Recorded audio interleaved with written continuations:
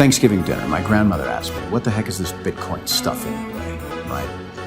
And I said to her, do you remember when Visa cards first came out? You were used to paying with cash or with a check, and then a Visa came out. It was this weird payment system that you didn't understand.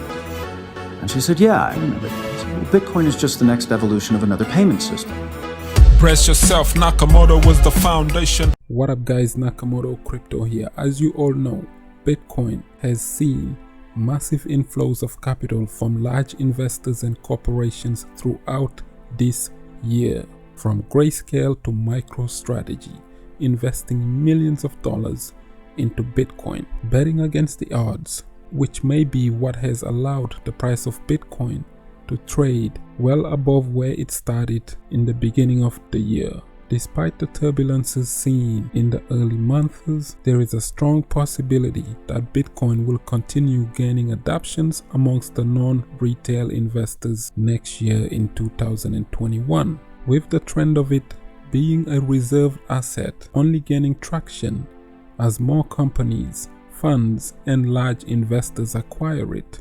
Retail investors are also rapidly turning into Bitcoin to protect themselves against the turbulence of inflation being currently seen throughout the globe, which explains why you are seeing a number of new crypto wallets climbing the ladders. There is one often overlooked investors class that could be the next source of the rocket fuel for Bitcoin: sovereign wealth funds. One on-chain analyst explained that there is currently $8.5 trillion being managed by nations, and virtually zero of that balance has been allocated towards Bitcoin yet. He continues to add that an optional portfolio going forward will require it, which could mean that serious upsides are just right around the corner.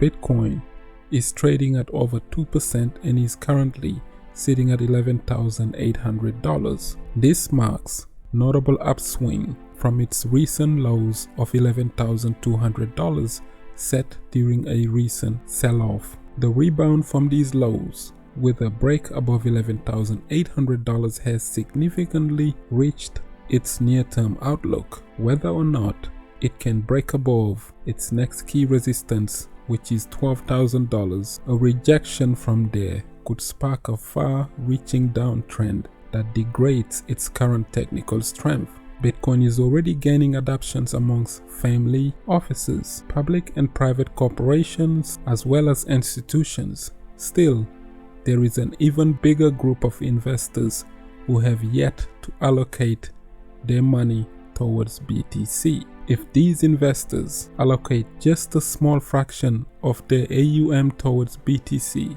this could be a source of serious capital inflows into the benchmark of the cryptocurrency. Raul Pal, co-founder and CEO of Vision Group, says that Wall Street may be heading towards a brutal breakdown. The former Goldman Sachs hedge fund manager says that investors should pay attention to a key chart that suggests that a recent stock market rally may come to a painful end, stating that I kind of think that there is the underlying narrative and we are transitioning from hope to insolvency.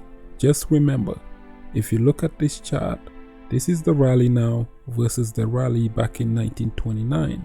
It kind of peaked out around these levels at this time. Also, there is a secondary rally that happened back in 2001 into 2002. I remember it as well.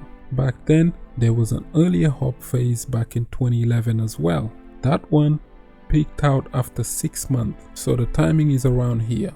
Although he believes that fiat currencies around the world will be significantly devalued due to increased money printing, Pal says that the collapse of the US dollar is not on the horizon, stating that I don't buy into the dollar collapse argument. Not yet for sure. Could the dollar weaken or is it going to collapse? I don't think so. I think that the Bank of England today, talking about negative rates, has proved why it's not going to happen. Everybody has to do the same thing. The world is not just about the US, guys. It's about everybody trying to protect themselves, and they all know that the only answer they have got is printing more money. There is no monetary policy left. When all the currencies are continuing to do that, what you are losing is the purchasing power of currencies overall. While he expects that the US dollar will lose its purchasing power, Raul Pal says that he believes that Bitcoin could reach $1 million in the next 5 years. He says that retail investors currently have a rare opportunity to buy BTC before an influx of institutional investors jump in, stating that I think that knowing we can front run every institution, this is a retail revolution driven from the ground up, and when we see that we retail investors are going to be ahead of the pension plans, the family offices, the corporate treasurers, and everybody else involved in the space, they are all coming. Wait until the Bitcoin ETF gets launched. Wait until it becomes easier to buy the product and find it easier for other people who are not involved in the space to do so. It's going to suck more people in. The more it goes, the more people come in. The more the market cap of Bitcoin goes up. I think that we are going to have a reflective loop that is going to be enormous in the crypto space. It's coming and we get to front run it, and it's the world's hardest currency. It's the hardest currency we have ever had by any definition. It's bloody easy to use and to transfer around. So I really think that Bitcoin from every level looks like the best bet yet. So what do you think about Raul Pal's $1 million Bitcoin predictions in 5 years? So by 2025, you just might see that $1 million BTC. Let us know in the comment section below. Like the video, share, subscribe for some daily crypto content. I have been Mr. Nakamoto Crypto, and I'm out.